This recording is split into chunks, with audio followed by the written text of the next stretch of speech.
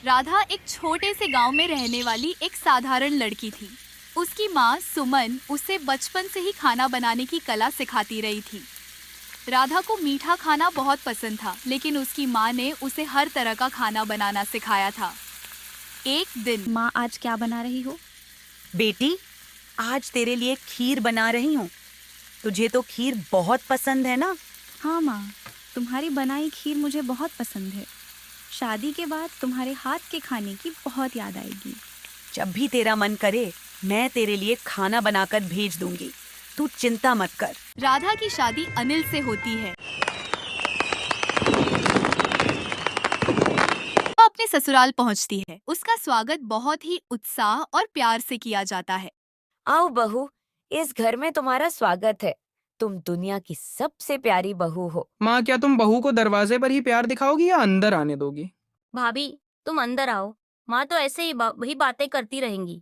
राधा को खाना परोसा जाता है। जैसे ही वह खाने का पहला निवाला खाती है, उसका मुंह जलने लगता है। हे भगवान, मेरा मुंह जल रहा है। जल्दी मुझे कोई पानी दो।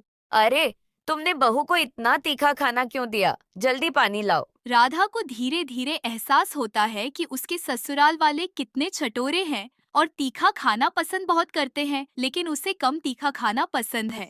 अगले दिन राधा रसोई में जाती है और नाश्ता बनाती है, लेकिन जब ससुराल वाले नाश्ता खाते अरे ओ बहू, तूने यह क्या गोबर बनाकर रखा है?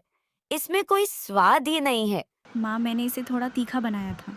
दोबारा बनाओ और भर भर के तीखा डालो और तीखा करो। राधा रसोई में जाती है और सोचती है, हे भगवान, ये मैं किन पागलों के बीच आकर फंस गई। इन नमक के ढालों को कुछ हो ना हो, पर मुझे जरूर बवासीर हो जाएगा। अब मैं इसे और तीखा कैसे बनाऊं? वह साबुत गरम मसाला और हरी मिर्च पीसकर इसे और तीखा बनाती है। उसके हाथों में जलन होने लगती है, लेकिन वह चुपचाप सब कुछ सहती है। ऐसे ही समय गुजरता रहा। राधा को रोज रोज ऐसे ही तीखा खाना बनाना पड़ता है। उसके हाथ मिर्च पीसने से जलने लगते हैं, लेकिन वह किसी को बताती नहीं। एक दिन रमेश राधा के हाथों को देखता है और पूछता है, भाभी, तुम्हारे हाथों को क्या हुआ है? कुछ नहीं, बस थोड़ी सी जलन है।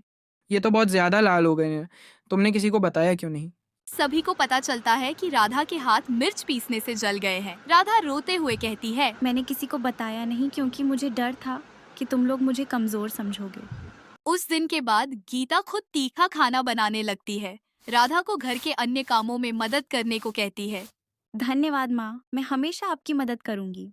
कहानी का संदेश: कभी कभी हम दूसरों की खुशी के लिए अपनी परेशानियां छुपा लेते हैं, लेकिन सही समय पर बात करने से हर समस्या का समाधान हो सकता है।